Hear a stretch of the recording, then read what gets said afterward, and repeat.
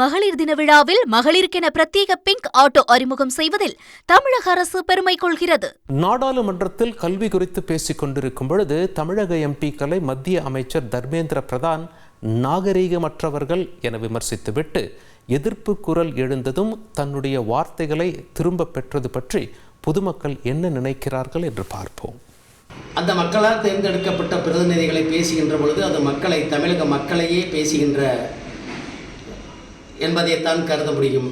அப்படி இந்த சூழ்நிலையை இந்த ஒன்றிய அரசு தொடர்ந்து நடத்துமேயானால் ஒன்றுபட்ட தமிழகம் போராடும்.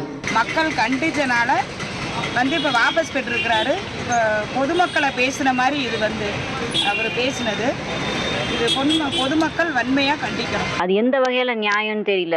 சொல்லிட்டு தெரியாமல் சொல்லிட்டேன் அப்படின்னு திரும்ப பெறதுலாம் ஆக்சுவலி நாங்கள் தமிழக எம்பிக்களே எலெக்ட் பண்ணது நாங்கள் தான். அப்போ அவங்கள சொன்னால் எங்களை சொன்ன மாதிரி தானே.